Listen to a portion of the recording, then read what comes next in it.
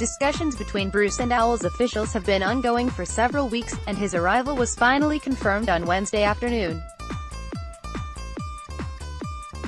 And having spent 2 years on Wearside, Sunderland are somewhat well-placed to act as a reference to Wednesday fans' inquiries regarding their new boss. Speaking our Sunderland writers, here is what Owls fans can expect from Bruce based on his time in the Northeast. How did he fare at Sunderland? Joining the Black Cats in 2009 on a 3-year contract, Bruce brought the likes of Darren Bent and Lee Cattermole to Wearside.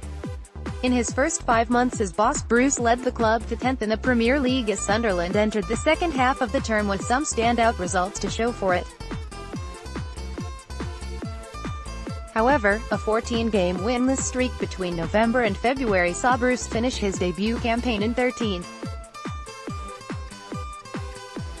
Trusted to splash once a club record transfer fee on Asamoah Gyan, Sunderland sat 7th as they entered 2011. However, a damning 5-1 defeat to Tyne-Wear rivals Newcastle United wasn't to be forgotten. Bruce oversaw a top 10 finish without Bent, who was sold to Aston Villa in January 2011, but again, another winless streak of 9 games between February and April left fans unimpressed, with Bruce feeling the pressure whilst heading to the summer. After 2 wins from his opening 12 games, the whole stadium had deafeningly chanted for Bruce out after Wigan Athletic came from behind to win 2-1.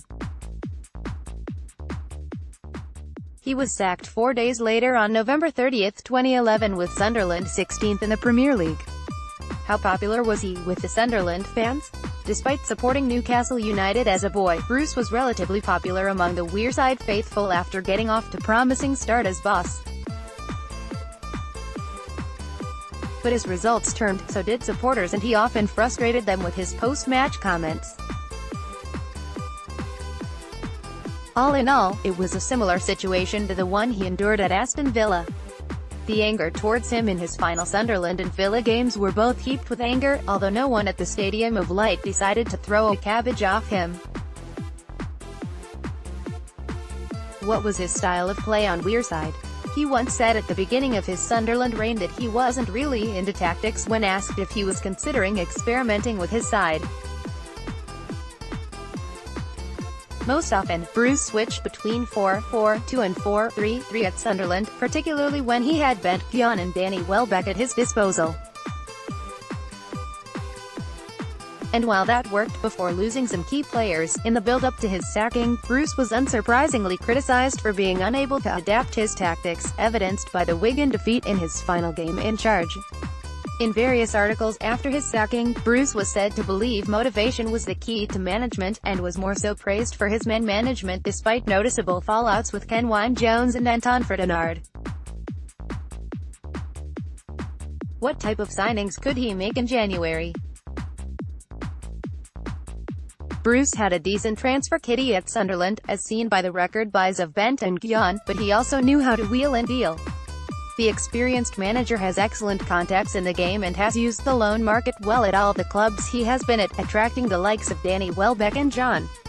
And to Sunderland, while at Villa he raided his old club Manchester United for Sam Johnston, and Tammy Abraham has been a huge hit since his temporary switch from Chelsea.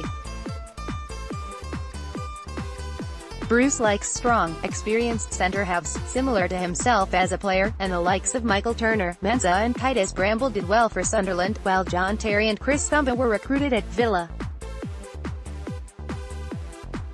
And Owls fans shouldn't rule out a move for Ahmed El Mohamdi. Bruce has signed the Egyptian 3 times, starting with fetching him to Wearside in 2010, who could join Bruce's backroom staff at Wednesday. At Sunderland, Eric Black acted as his assistant, with goalkeeping coach Nigel Spink and reserve team coach Keith Burchin also joining him. Ex-Republic of Ireland international Steve Staunton also joined on Wearside, a few months before he sacked. However, most recently at Aston Villa, he worked with former Middlesbrough assistant and caretaker manager Steve Agnew and Stephen Clements, who were both spotted in the stands watching the Owls' recent wins over Borough and Preston North End.